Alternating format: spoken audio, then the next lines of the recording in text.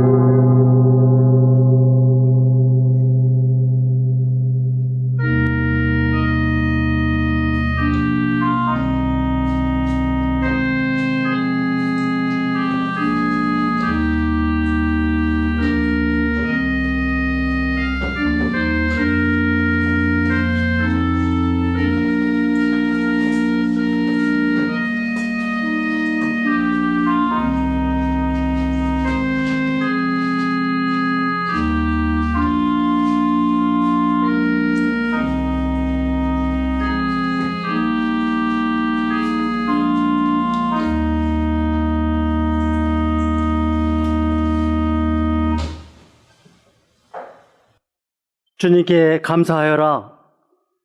그는 선하시며 그의 인자심이 영원하다. 이스라엘아, 그의 인자심이 영원하다 하여라.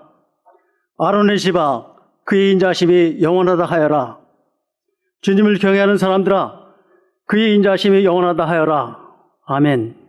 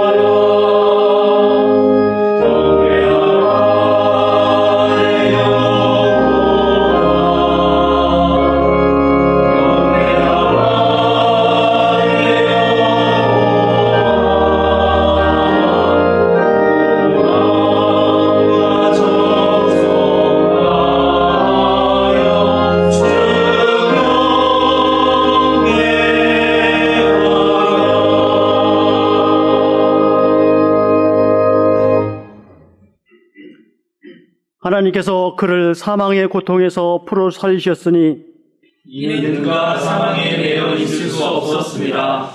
우리 주 예수 그리스도로 말미암아 우리에게 승리를 주시는 하나님께 감사하노니 그러므로 내 사랑하는 형제들아 견실하며 흔들리지 말고 항상 주의 일에 더욱 힘쓰는 자들이 되라. 이 말을 할 때에 예수께서 친히 그들 가운데 서서 이르시되 너희에게 평강이 있을지어다 하시니 그들이 놀라고 무서워하여 그 보는 것을 영으로 생각하는지라. 예수께서 이르시되 어찌하여 두려워하며 어찌하여 마음에 의심이 일어나느냐. 내 손과 발을 보고 나인 줄 알라. 또 나를 만져보라. 영은 살과 뼈가 없으되 너희 보는 바와 같이 나는 있느니라. 그러나 이제 그리스도께서 죽은 자 가운데서 다시 살아나사 잠자는 자들의 첫 열매가 되셨도다. 예수께서 이르시되 나는 부활이요 생명이니 나를 믿는 자는 죽어도 살겠고 무릇 살아서 나를 믿는 자는 영원히 죽지 아니하리라. 이것을 네가 믿느냐? 이르되 주여 그러하리다. 주는 그리스도시요 세상에 오시는 하나님의 아들이신 줄 내가 믿나이다. 아멘.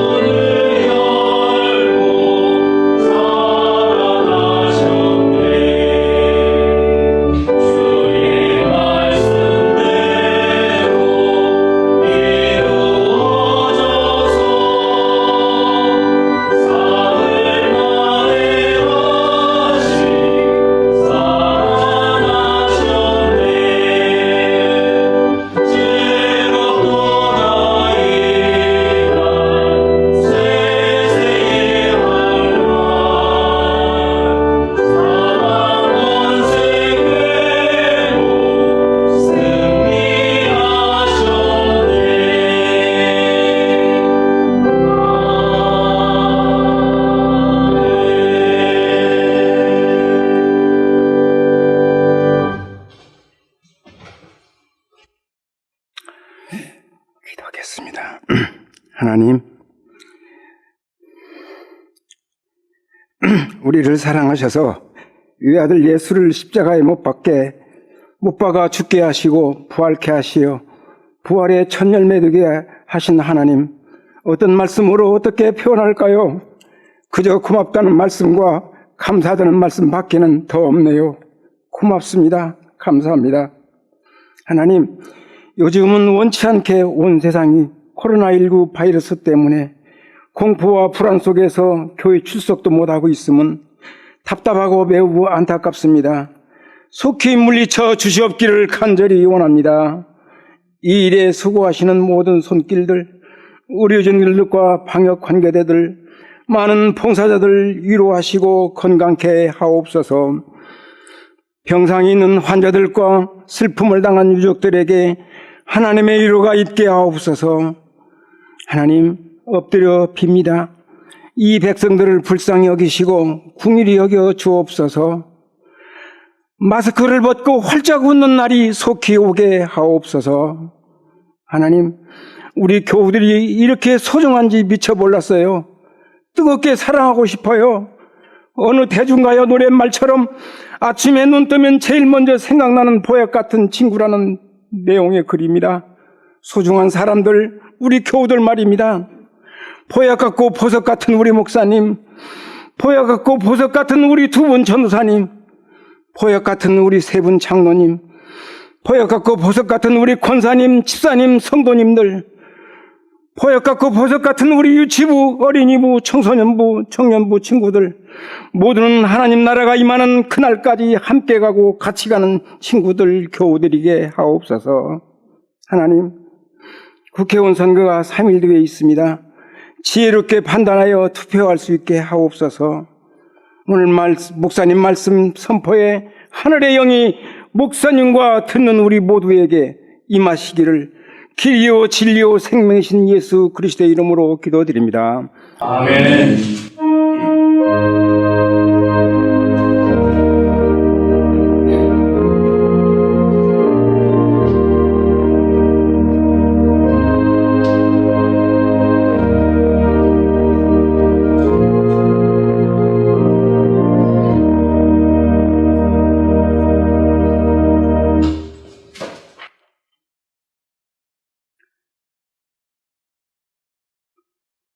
부활주일 우리에게 주시는 성경 말씀은 출애굽기 24장 3절에서 11절 말씀과 시편 91편 9절에서 16절, 마가복음서 3장 1절에서 6절 말씀입니다.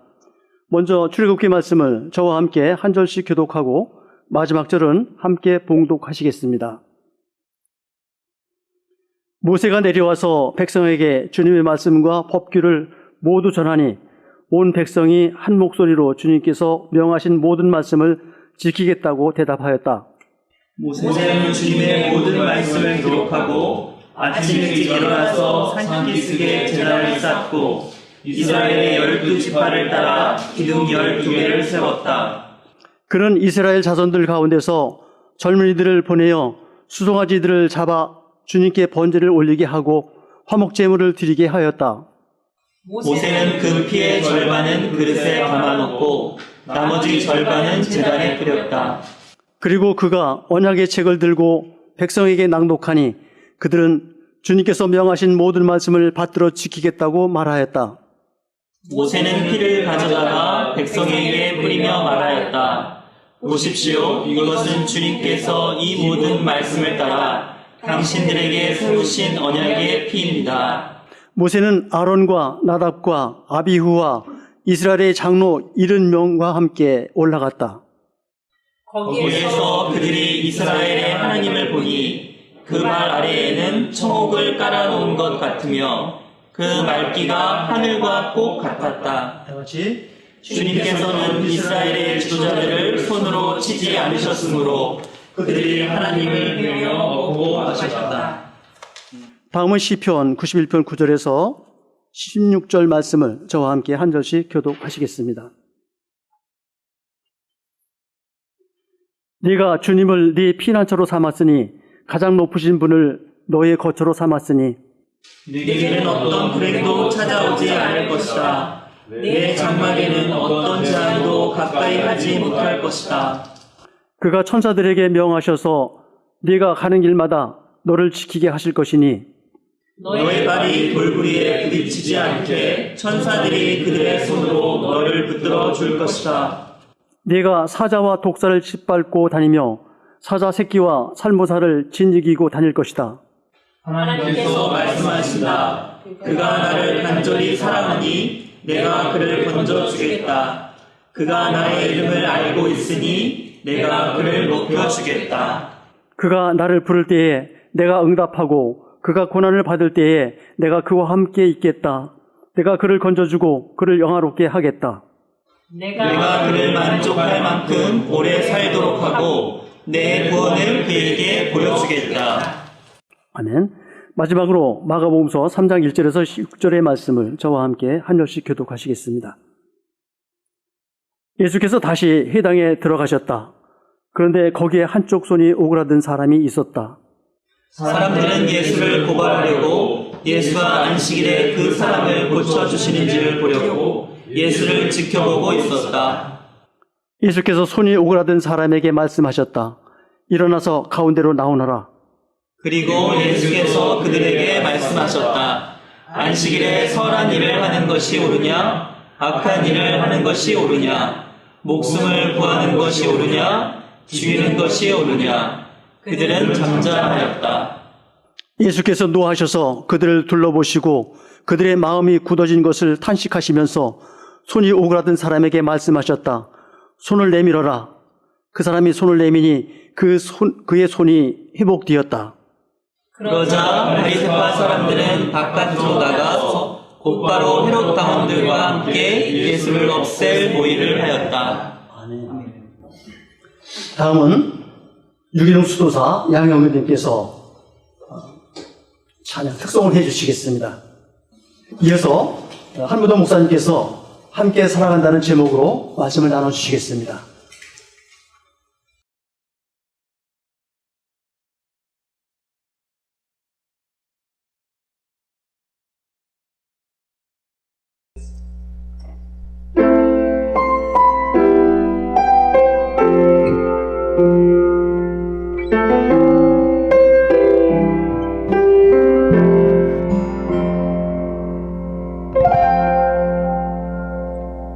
주 안에서 내 영혼 다시 태어나 이전 것은 지나고 새롭게 됐네. 죄로 물든 내 모습 예수와 함께 죽고 부활 생명 내 안에 새로운 삶이 열렸네. 너희가 나를 택한 것이 아니요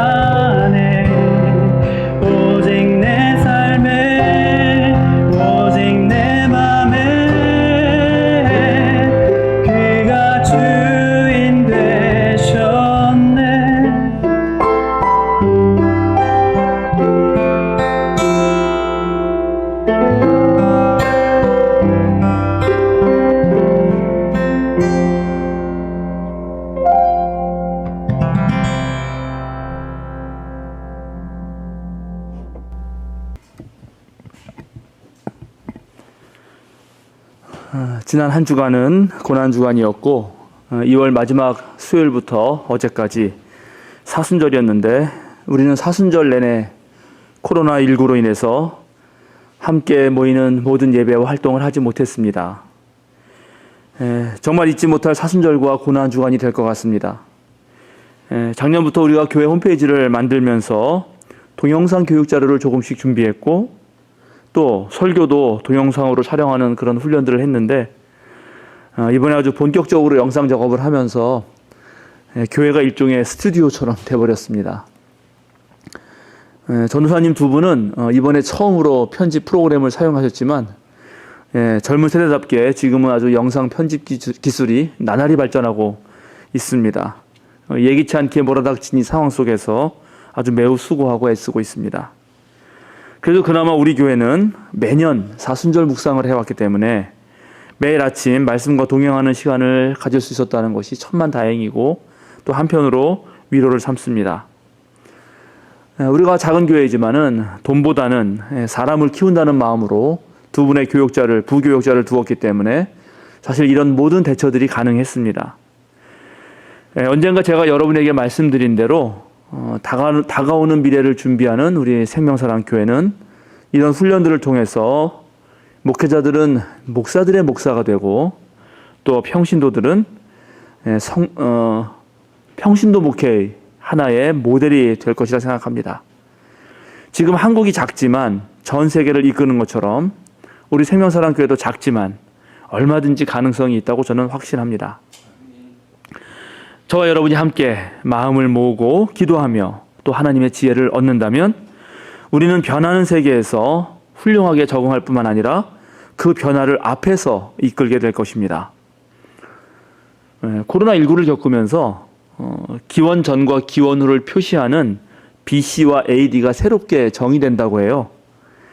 원래 BC는 여러분 다 잘 아시는 대로 Before Christ, 그리스도 이전이라는 뜻의 영어이고 AD는 아노 도미니, 그래서 라틴 말인데 주의 해에 이런 뜻입니다. 그러니까 주님의 해에 이런 뜻입니다. 그러니까 예수님을 기준으로 기원 전과 기원 후를 나누는 거죠. 그런데 코로나가 발생하고 BC는 비포 코로나 이전이라고 불리고 AD는 애프터 디지즈, 질병 이후라고 불린다고 합니다.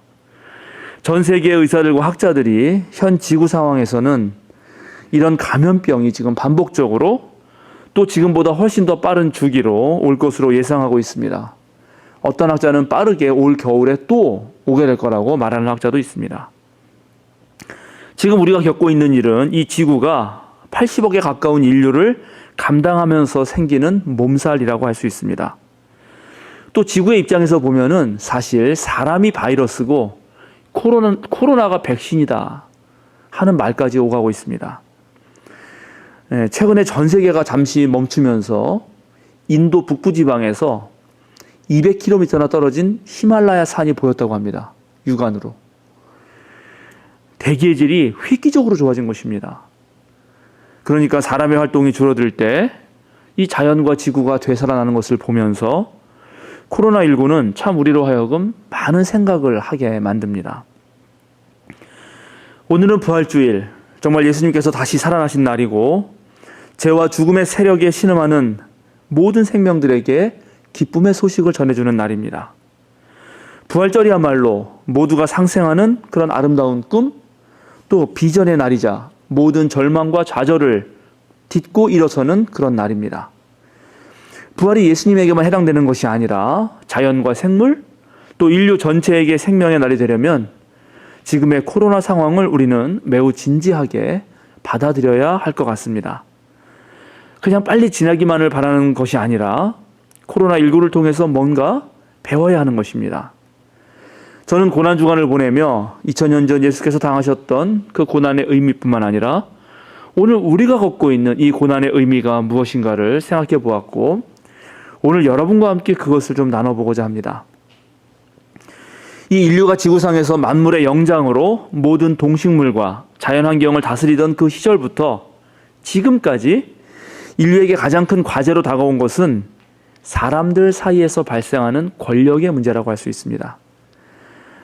살아가기에는 자연이 늘 너무나 많은 위험 요소로 가득 차 있었기에 인간들은 남보다 먼저 더 좋은 생활을 또 좋은 환경을 만들기 위해서 서로 경쟁해 왔습니다. 더 좋은 땅을 차지하고 또 고급 지식을 획득하고 남보다 앞서서 자연을 잘 사용할 수 있을 때 더 안락하고 행복한 삶을 누릴 수 있었고 정말 그런 사람들이 높은 자리를 차지했습니다. 땅은 한정되어 있는데 사람의 욕망은 무한하기 때문에 땅이 늘 부족하게 느껴졌고 인류는 초기부터 불평등을 겪었습니다. 그리고 바로 그것이 우리 인류 사회의 가장 고질적인 문제였습니다. 그리고 언제나 강한 자는 약한 자들을 억압하며 또 그들의 생사 여탈권을 쥐고 흔들었기 때문에 당하는 사람들은 언제나 억압에서 벗어나 자유롭게 살아가기를 꿈꿨습니다. 그래서 지난 세월 인류가 꿈꿔온 가장 소중한 가치는 바로 자유와 평등이었습니다. 전제국가에서 신음하는 백성들, 독재국가에서 삶을 유린당하던 시민들은 자유 아니면 죽음을 달라라고 외쳤고 또 사회적 양극화가 심해지고 대다수의 평민들이 극심한 빈곤의 나락으로 떨어질 때면 평등을 외치면서 혁명의 깃발을 올렸습니다. 때로 자유와 평등을 실현하는 그 방식이 폭력적일 때는 반복되는 보복의 악순환으로 끊임없는 전쟁을 겪어야 했고 그것은 또 인간의 삶을 고통의 구렁으로 몰아넣었기 때문에 이제 자유와 평등에 대하여 사랑과 평화의 가치마저 다시 한번 드높이게 됩니다. 즉 자유와 평등을 만드는 정의는 바로 사랑과 평화의 토대를 두어야 한다는 외침들이 생겨난 것입니다. 그런데 그 모든 과정에서 그리고 인류의 역사에서 미처 고려하지 못한 것이 있었습니다. 그것이 바로 지구의 생명이라는 것입니다. 코로나19로 인하여 전 세계 인류가 가장 확실하게 깨달은 것은 지구도 하나의 거대한 생명체라는 것입니다. 이제 인류의 생명은 자연에 달려있다는 것을 여실하게 느끼게 되었습니다. 서구 문명을 중심으로 추구되었던 자유와 평등의 가치는 이제 재고되어야 합니다. 우리는 몸을 가진 존재이고 지구라는 생태계의 한계를 벗어날 수 없습니다. 이제 인류는 자유와 평등이 아니라 자율과 협력으로 나아가야 합니다. 자율은 스스로를 규율하고 조절할 줄 아는 능력입니다. 자유는 보통 억압하는 사람을 타파하고 물리치자 이런 데 중점을 두기 쉽고 또 우선적으로 내 몸의 자유, 나의 자유만을 생각하기 쉽습니다. 그러나 자율은 그렇지 않습니다. 자율은 남과의 관계를 생각합니다. 함께 사는 것을 고민합니다. 코로나19 시대에 자신의 자유로운 활동을 보장하라면서 마음대로 나다니면 바로 그것이 다른 이들의 생명을 위태롭게 할 수 있습니다. 그래서 지금 이 순간 가장 중요한 것은 스스로의 삶을 적절하게 규율할 수 있는 힘입니다. 평등도 마찬가지입니다. 그동안 인류는 불평등을 없애려고 했는데 그것이 도리어서 분쟁과 분열을 낳습니다. 왜냐하면 저마다 평등의 기준이 달랐기 때문입니다. 회사에서는 노동자로, 비정규직 노동자로 때로 사측과 싸우지만 또 집에 와서는 아내에게 폭력을 행하는, 한편으로는 피해자이면서 한편으로는 가해자인 일들이 벌어집니다. 평등은 때때로 획일화를 낳았고 각 개인이 지닌 개성을 말살하는 데 이용되어 왔습니다. 따라서 코로나19 시대에 저는 협력의 가치를 더 높여야 한다고 생각합니다. 모두의 능력을 골고루 고려하면서 함께 협동하는 힘이 필요합니다. 저마다 상황이 다르고 수준이 다르고 능력이 다르기 때문에 그것을 고려하지 못하고 일괄적으로 평등하게 하는 것은 잘하는 것이 아닙니다. 어떻게 내가 가진 것으로 남이 가지지 못한 것을 메꿔줄까 하는 마음이 필요합니다. 서로 도움을 받고 또 도움을 줄 마음이 요청되는 것입니다.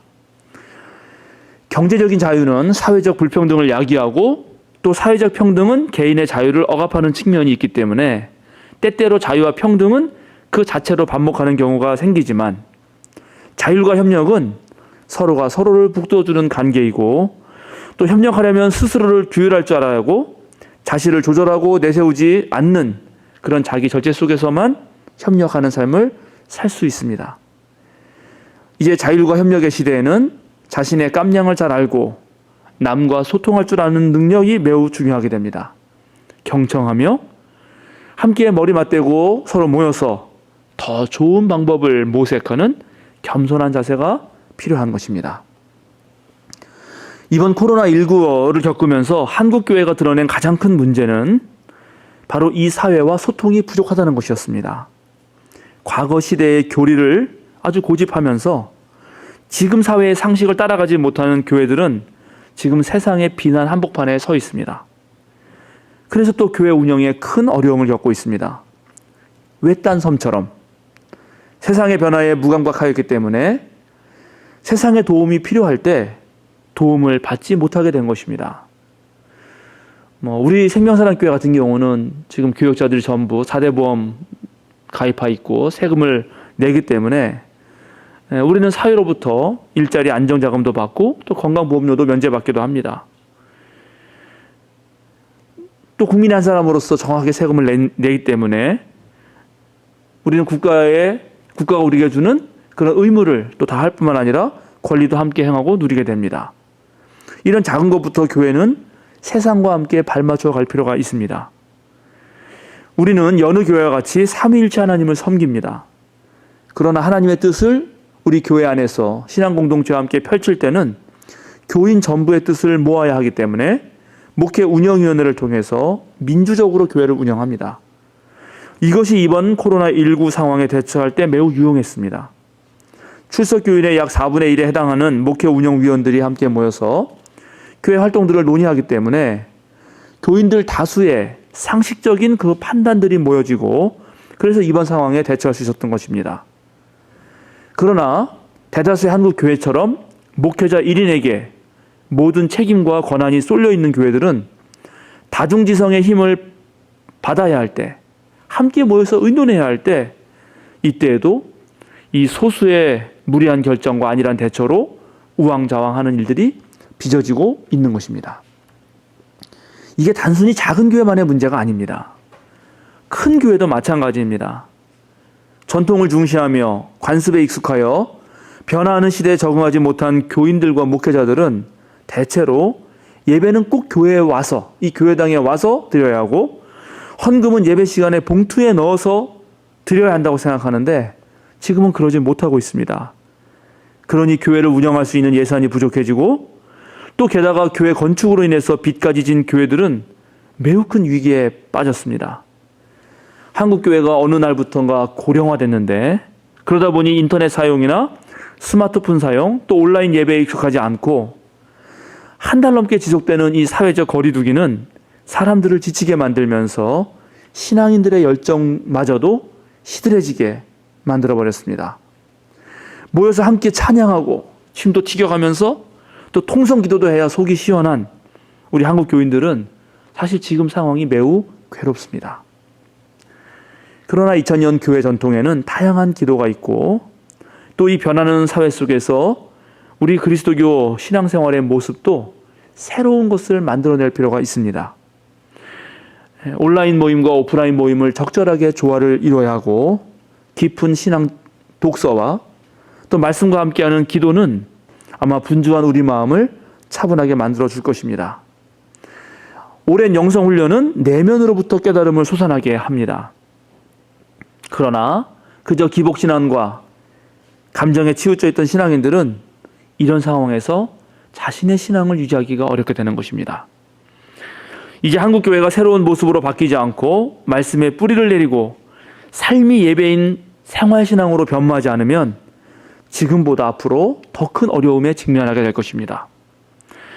만약 기존의 교회가 대형마트나 백화점식의 그런 모습을 꿈꿨다면 이제 새로운 교회는 작지만 특색 있는 그런 명품들을 모아놓은 곳이 되어야 합니다.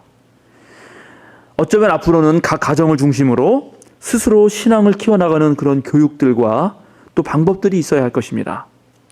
인기 스타 같은 한 명의 목사에게 의지하고 많은 예산과 큰 건물과 세력을 과시하는 그런 교회의 시대는 이제 지나가고 있습니다. 내용이 알찬 교회가 필요합니다. 그 교회 교인들을 만났을 때 그들에게서 예수 그리스도의 귀한 말씀들이 울려서 나오고 또 삶에서 향기가 나는 그런 사람들이 중요해지는 것입니다. 그런 참 제자가 되는 길, 훈련과 시간이 필요합니다. 하루아침에 이루어지진 않습니다. 그동안 제가 월요일 아침마다 여러분에게 드렸던 월요 묵상을 꾸준히 읽으면서 그 말씀대로 살아보려고 했던 것, 사순절 대림절 1년에 거의 2달 반의 시간을 매일 영성을 키우는데 애썼던 교인은 아마 제가 부임한 후 지난 5년 동안의 세월을 통해서 아마 신앙이 훨씬 더 깊어졌을 것이라고 저는 생각합니다. 한국은 지난 100년의 역사 속에서 이 선진 문명의 후발주자가 되었기에 열심히 그동안 서구를 베끼고 또 배워서 따라갔습니다. 지금의 자리까지 왔습니다. 우리 선배들은 열심히 일하고 아주 그냥 한 톨도 아끼면서 살아왔기 때문에 우리가 부자 나라가 되었습니다. 그런데 지금은 좀 달라졌습니다.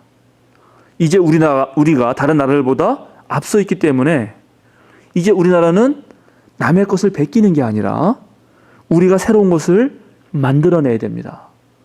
그러니까 지금 특별히 전 세계가 이 코로나 방역에 대해서는 한국이 새로운 교과서를 만들고 있다라고 말하고 있습니다. 앞서 나가는 사람은 책임도 많이 져야 합니다. 다양한 분야에서 한국이 정말로 세계를 이끌어가고 있습니다.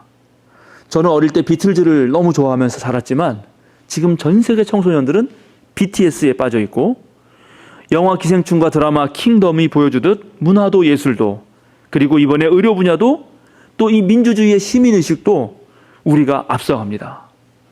시대가 달라졌습니다. 지금은 오히려 적당한 소비가 필요하고 돈의 흐름을 읽어가면서 수익을 위해서는 새로운 것을 창조해야 하는 것입니다. 앞으로는 창의성을 가지고 이전 사람들이 생각하지 못했던 것들을 해내는 그런 소수자들에 의해서 경제와 정치와 문화가 이끌어 가게 될 것입니다. 교회도 마찬가지입니다. 교회도 새로운 것을 시도해야 합니다. 미래는 모험이라는 그런 새로운 가치가 가장 중요하게 여겨질 것입니다. 특히 이 지구의 전 생명체를 살리기 위한 모험에는 모두가 주저없이 나서야 합니다. 지금 전 세계는 인적, 물적, 정보 차원에서 통으로 이어지는 초연결 사회가 되어가고 있습니다. 우리 생명사랑교회도 단순히 지금 상계동의 한 예배 공간에 머물러 있는 그런 건물의 교회가 아닙니다, 여러분. 수요사경회를 통해서는 매주 3, 4천 명의 사람들이 저와 함께 성경 공부를 하고 있습니다. 우리 생명사랑 유튜브 채널을 통해서 몇백 명이 우리와 함께 온라인 예배를 드립니다. 제가 자주 말씀드렸지만 우리는 우리 교회에 정식 등록한 교회는 아니지만 마음으로 응원하는 미래의 우리 교인들을 지금 수백 명, 수천 명 두고 있는 것입니다. 우리 모두는 그들을 대상으로 목회하는 것이고 그들을 생각하면서 새로운 활동을 해야 하는 것입니다. 많은 사람들이 우리 교회의 활동을 지켜보고 있고 우리가 올바르게 하나님 나라의 일을 한다면 돕고자 하는 마음이 있습니다. 그래서 제가 목회운영위원회에 제안하였고 부활주일을 맞아서 우리 교회는 예산을 아끼어서 어린아이부터 어른에 이르기까지 전 교인 114명에게 생명사랑 가족 생활지원금을 개인당 5만 원씩 지급하기로 했습니다. 이것은 이전 교회들이 해오는 구제비가 아닙니다. 특별히 더 힘든 교우를 돕는 일은 또 따로 예산을 마련하려고 합니다. 우리 전교 수련회 오래 가지 않고 그것으로 도우려고 합니다. 생활지원금은 초대교회처럼 능력 있는 사람이 벌어와서 필요에 따라 쓰는 초기 공동체, 교회 공동체 정신을 회복하려는 시도입니다. 지금 더구나 코로나로 위축된 경제에 활력을 불어넣기 위해서는 각 가구들이 소비를 해야 되는데 작은 금액이지만 정부와 지자체와 함께 지금 한국 경제 전체를 물 흐르게 하는데 조금이라도 도움이 되고자 하는 것입니다. 교회 직분이나 헌신 봉사를 많이 한 사람만 주는 것이 아닙니다. 모두에게 제공됩니다. 그래서 우리는 이것을 통해서 하나님의 무조건적 은총을 누리는 실험을 하는 것입니다. 어린이 청소년들도 다 받습니다. 학교에 가지 못하고 집안에만 있던 아이들에게 작은 기쁨이 될 것이고 아이들을 돌보느라 수고한 부모들에게는 지친 일상의 비타민 같은 역할을 하게 될 것입니다. 만약에 여러분들 중에 나는 넉넉하다, 좀 여유가 있다, 그런 교인이 계시다면 그것을 가지고 자신보다 더 어려운 이웃을 도울 수도 있고, 우리 교단 총회가 지금 하고 있는 코로나19 재난 구호 헌금을 낼 수도 있습니다. 북한에 마스크를 보내는 데 사용할 수도 있고, 김준환, 김옥선 선교사와 우리 명승인 목사의 선교 활동에 보낼 수도 있을 것입니다. 여러분, 교회는 돈을 소유하고 있는 곳이 아닙니다. 교회는 하나님을 의지하며 하나님의 일을 하는 곳입니다. 지금 세상 사람들은 거대한 교회 건물을 보고 욕을 합니다. 코로나19 상황에서도 모이는 예배를 고집하는 모습에 목사들이 돈 벌려고 저런다, 그렇게 비난을 합니다. 물론 그들이 신앙과 교회 전통에 대해서 충분한 이해를 가지고 하는 말들은 아닙니다. 그러나 어떤 점들은 교회가 자초한 것도 있고, 또 우리 앞으로 교회의 선교를 생각할 때 세상이 이런 분위기라는 것을 우리가 깊게 고민해야 할 것입니다. 오늘 우리가 함께 읽은 마가복음서에서 예수님은 안식일의 회당에서 많은 사람들이 자신을 없애버리려고 하는 그런 모함을 하는 것을 알면서도 과감하게 손이 오그라든 사람을 고칩니다. 한 번도 세상의 중심에 서지 못하고 그저 주변을 맴돌던 그 사람, 그를 가운데로 불러 세웁니다. 그리고 손을 내밀어라 합니다. 그저 웅크리고 있던 그 사람이 가운데로 착 나와서 손을 멋있게 내미는 것입니다. 그가 당당하게 손을 폈을 때 그의 손이 펴지고 그 자리에 하나님의 나라가 임합니다. 지난 100년의 한국 역사 속에서 그리스도교는 매우 혁혁한 공을 해왔습니다. 그런데 이제는 사회의 골칫거리가 되어서 우리 교회처럼 건전하고 아주 훌륭한 교회마저 위축된 형편입니다. 그래도 우리는 이 세상의 중심으로 나아가야 합니다. 가서 손을 내밀어야 합니다. 그렇게 하려면 세상을 더 알아야 합니다. 세상이 어떻게 바뀌고 있는지 매우 민감하게 반응해야 합니다. 그런데 더 중요한 것은 우리 그리스도교가 가지고 있는 그 깊은 역사와 전통, 예수님의 진리와 지혜를 깊이 있게 깨닫고 바로 우리들의 삶에서, 여러분 각자 삶에서, 또 저 자신의 삶에서 녹여낼 줄 알아야 하는 것입니다. 오늘 모세와 아론, 나답과 아비후, 그리고 70명의 이스라엘 장로들은 하나님을 뵙고 하나님과 함께 먹고 마시면서 주님의 언약의 책을 내가 말씀대로 지키겠습니다라고 다짐하고 있습니다. 우리도 마찬가지로 어떤 상황에서도 예수 그리스도의 뜻, 하나님의 나라에 충실해야 합니다. 우리가 올바른 내용을 가지고 실천할 수 있다면 돈은 문제가 되지 않습니다. 뜻이 있고 올바른 실천이 있는 곳에 마음이 모이고 돈이 모이기 때문에 그렇습니다. 우리는 주님을 피난처로 삼아야지 돈을 피난처로 삼으면 안 됩니다. 가장 높으신 분을 우리의 거처로 삼아야 합니다. 하나님을 사랑해야지 돈을 사랑해서는 안 됩니다. 우리가 새로운 예배 처소를 위해서 건축 헌금도 했지만 건축 헌금한다는 핑계로 우리 교회가 하나님의 일을 미뤄서도 안 됩니다. 우리가 정확하게 하나님의 일을 해낸다면 하나님께서 나머지 모든 것을 해결해 주십니다. 사랑하는 생명사랑교회 여러분, 오늘 설교 제목은 함께 살아간다는 것입니다. 이 설교 제목은 제가 생명사랑교회에서 담임 목사가 되어서 목회하기 시작한 첫 주일에 했던 설교 제목입니다. 그때 저는 속으로 생각했습니다. 다짐했습니다. 우리 생명사랑 식구들하고 함께 살아간다. 우리 교회가 존속하려면 공간도 필요하고 사람도 필요하고 물론 돈도 필요합니다. 저는 이런 것들을 어떻게 유지해 갈까 늘 고민하고 더 나은 방법을 모색하는 사람입니다. 그러나 그 모두는 하나님의 뜻을 올바로 행해가면서 갖추어야 하는 것입니다. 정말 우리 모두가 함께 살아가려면 진정으로 여러분 무엇이 필요할까요?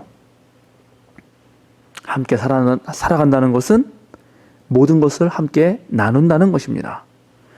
모든 것을 함께 나눌 수 있는 그 마음은 하나님으로부터 오는 것입니다. 사랑의 하나님이 아닌 다른 것을 우리가 의지할 때 우리의 마음은 흐트러지는 것이고 우리의 삶은 꼬이게 되는 것입니다. 코로나19는 세상을 바꾸고 있습니다. 코로나19는 지구 전체의 생명체들이 함께 살아가야 한다고 말하고 있습니다. 코로나19를 통해서 주시는 하나님의 뜻은 너희가 모두 함께 살아가는 것에 대해서 깊이 생각하라는 것입니다. 여러분, 우리가 보여줍시다. 우리 생명사람교회가 함께 살아간다는 것이 무엇인지 보여줍시다. 우리가 먼저 함께 살아보고 또 거기에 우리의 이웃을 초청하고 자연을 초청하고 모든 이들을 불러 모읍시다. 바로 이것이 죽음을 이기시고 부활하셔서 모든 생명의 근원이 되시는 우리 주님 예수 그리스도의 뜻입니다. 기도하겠습니다. 생명과 역사의 주관자이신 하나님, 새 시대에는 새로운 관점이 필요함을 압니다. 우리가 함께 살아가는 방법을 다시 배우게 하여 주시고 눈을 더 크게 뜨고 더 멀리 바라보게 하여 주소서. 코로나19의 상황은 우리에게 변화라고 말하고 있습니다. 한자리에 머물러 안주하려는 그 마음을 걷어내고 변화의 흐름을 따라가는 유연함을 갖게 하여 주소서. 무엇보다 전체의 생명을 바라보지 못하고 자신을 중심에 놓았던 점을 회개합니다. 우주를 품으시는 하나님의 관점을 우리 또한 갖게 하시고 한국교회도 새롭게 바뀌게 하여 주소서. 주님께서 계획하시고 만들어가는 세상에 우리 생명사랑교회가 쓰임받게 하시고 우리 모두가 준비된 일꾼이 되어 헌신하게 하여 주소서. 성령의 충만함으로 언제 어디서나 하늘나라를 누리는 우리가 되게 하여 주소서. 주님의 부활을 축하하며 온 생명이 다시 살아나기를 소망하며 예수 그리스도의 이름으로 기도드립니다. 아멘.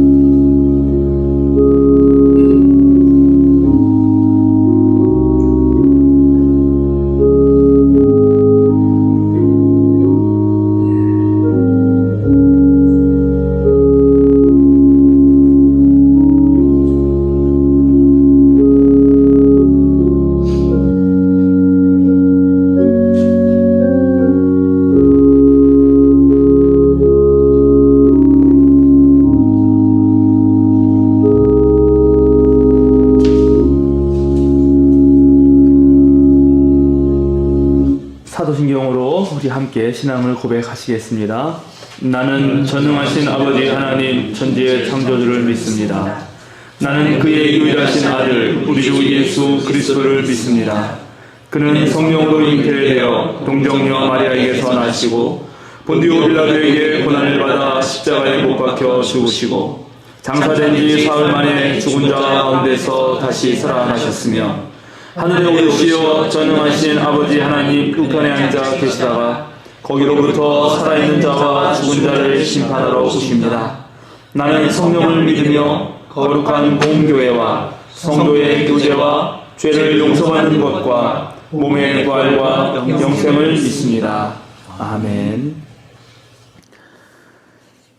예, 우리 이제 함께 보냄 찬송 165장 주님께 영광 하시겠습니다.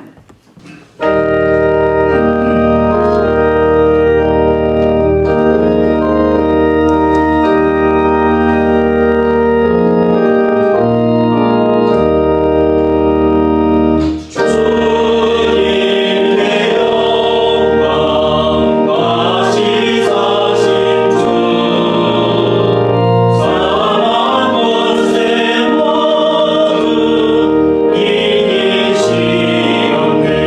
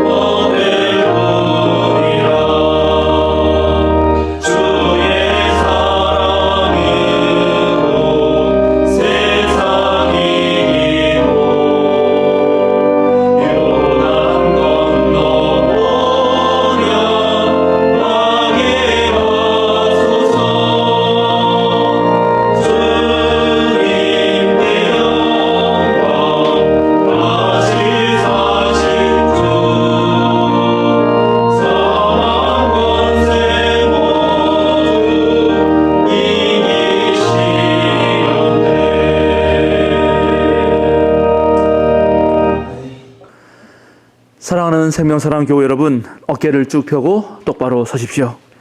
세상으로 당당하게 그리고 힘차게 걸어 나가십시오. 자유인으로 사십시오.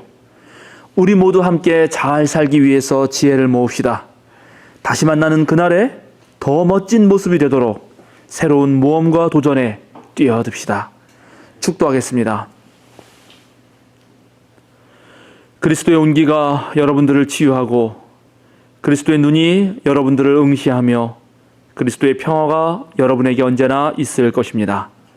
지금은 우리 주 예수 그리스도의 그 무한하신 은혜와 하나님의 사랑과 성령의 거룩한 사귐이 한 걸음 더 나아가기 위하여 준비하고 있는 생명사랑 교우들 위해 코로나19로 새로운 삶을 요구받는 모든 사람들에게 생명을 위하여 애쓰고 수고하는 모든 이들 위해 지금부터 영원토록 함께 하시기를 간절히 축원하옵나이다.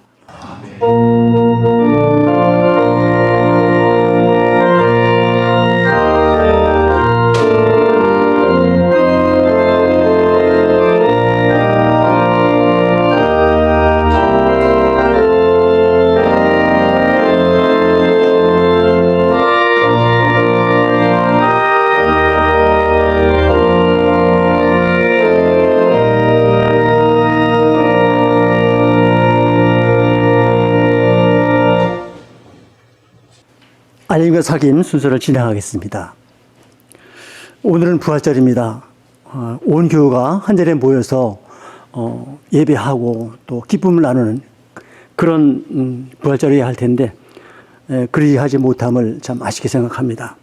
아쉽지만 우리 성도님들 각 가정에서 부활절의 기쁨을 나누시기 바랍니다.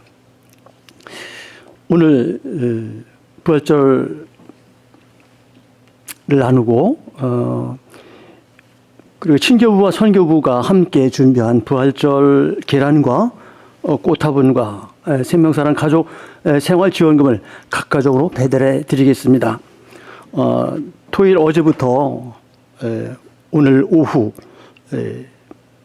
중으로 당회원과 교육실에서 방문할 것입니다. 코로나19 바이러스 확산 방지 차원에서 모든 모임과 예배는 4월 19일까지 쉽니다. 각자의 자리에서 건강과 위생관리를 철저히 해 주시기를 바랍니다. 주일 예배는 각 가정에서 드려주시고 전교인 카톡방에 공유되는 설교 영상을 시청해 주시기 바랍니다. 전교인 카톡방을 통해 앞으로의 일정에 대해서 공유하도록 하겠습니다. 가정에서 주일 예배를 드리시는 모습을 사진으로 찍어서 예배가 끝나는 시간인 12시 이후에 전교인 카톡방에 공유해 주시기 바랍니다. 평일 일상 사진을 교역자 카톡으로 보내주시기 바랍니다. 예배 영상 말미에 담아서 보고픈 얼굴과 근황을 함께 나누도록 하겠습니다. 모임과 예배를 대신해서 수요일에는 수요사경에, 금요일에는 성서를 보는 눈 강의를 시청해 주시기 바랍니다. 장로 선출을 위한 공동회의가 연기되었습니다. 계속해서 기도로 준비해 주시기 바랍니다. 4월 15일 수요일은 국회의원 총선거일입니다. 모두 참여하셔서 기종 한 표를 행사해 주시기 바랍니다. 감사합니다.